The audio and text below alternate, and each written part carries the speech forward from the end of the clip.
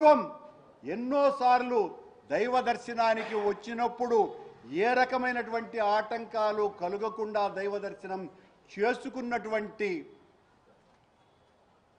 ఒక పార్టీ నాయకుణ్ణి ఈ రోజున తాము చేసినటువంటి ఒక కళంకిత పనికి డిఫెన్స్లో పడిపోయి దాని నుంచి ఎట్లా బయట రావాలో అర్థం కాకుండా మా నాయకుడు మా పార్టీ అధిష్టానము వీళ్ళు చేసినటువంటి పాపపు ప్రకటనలకి ప్రచారానికి మొత్తం దేవాలయాలలో అంతా కూడా రేపు ప్రార్థనలు చేయండి అని పిలుపిస్తే మా పార్టీ క్యాడర్ అంతా కూడా ఈ నియోజకవర్గం కాకుండా మిగతా అన్ని నియోజకవర్గాలలో కూడా రేపు ఆ పూజా కార్యక్రమాలలో ఉంటే వాళ్ళెవరూ మీరు బయటికి రాకూడదునని వాళ్లను కట్టడి చేయటం ఏందో నాకు అర్థమే కావటం లేదు. అంటే మేము పూజలు చేయడానికి కూడా అర్హత లేదా వైఎస్ఆర్ కాంగ్రెస్ పార్టీ కార్యకర్తలకు నాయకులకు? ఎంతగా వణికిపోతున్నది ప్రభుత్వం. ఇంత దారుణమైనటువంటి పరిస్థితి ఈ రాష్ట్రంలో నెలకొని ఉన్నది. ఈ రోజున జగన్మోహన్ రెడ్డి గారికి ఎవరు స్వాగతం పలకకూడదని, ఎవరు ఆయన వెనక రాకూడదని, ఆయన వెనక ఎవరు లేరని చెప్పటానికే ఈ కుట్ర తప్ప మరొకటి కాదు. జగన్మోహన్ రెడ్డి ప్రజా రంజక నాయకుడు, 40% పైగా ఓట్లు తెచ్చుకున్నటువంటి నాయకుడు, పేద ప్రజల పక్షాన నిలబడి పోరాడినటువంటి వ్యక్తి చంద్రబాబు గారు. మీరు ఈ రకంగా మా కార్యకర్తలని నాయకులని భయపెట్టాలని చూస్తే భయపడే వాళ్ళెవ్వరూ కూడా లేరు. పేద ప్రజల పక్షాన నిలబడేటువంటి మేం, అలజడి మా జీవితం, ఆందోళన మా ఊపిరి, తిరుగుబాటు మా వేదాంతం.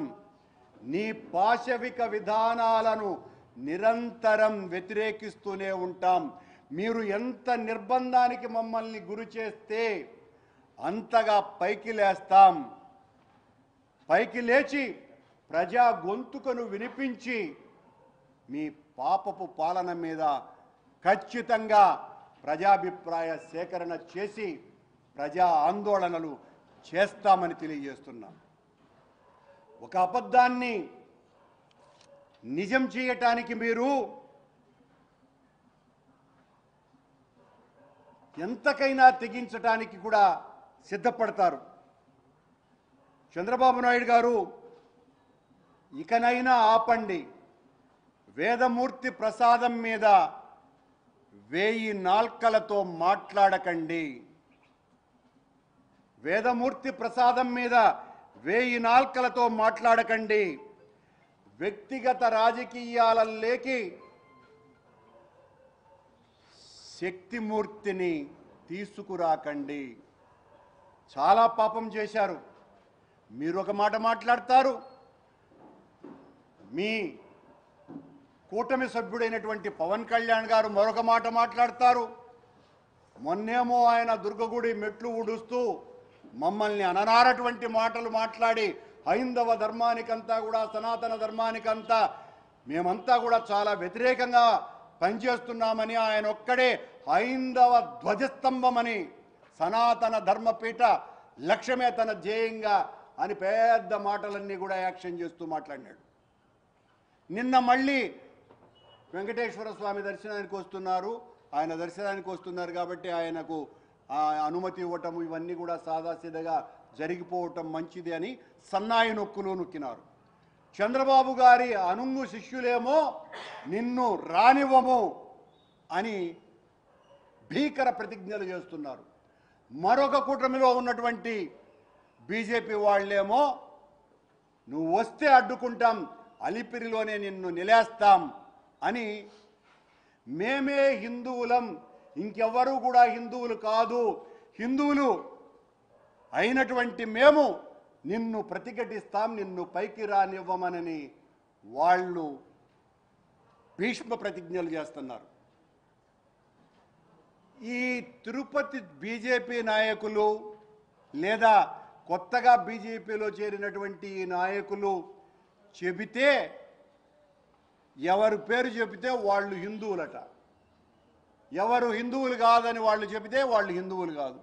వీళ్ళు హిందూ ధర్మాన్ని పరిరక్షించేటువంటి వాళ్ళు, విశాలమైనటువంటి హైందవ సనాతన ధర్మ పరిరక్షణ కోసమని కంకణబద్ధులైనటువంటి కోట్లాది మంది మహనీయుల యొక్క జీవన విధానాన్ని చిదిమేస్తున్నటువంటి వ్యక్తులు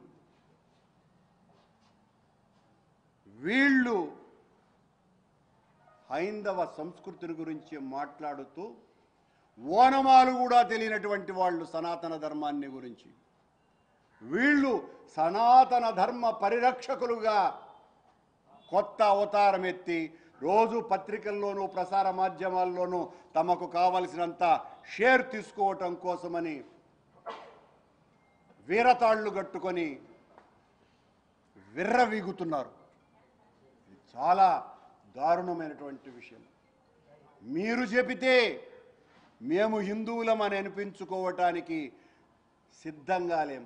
మీలాంటి వాళ్ళు చెబితే మేము హిందువులని సిగ్గుపడిపోతాం. మాకు భగవంతుని మీద అచంచలమైనటువంటి విశ్వాసం ఉన్నది.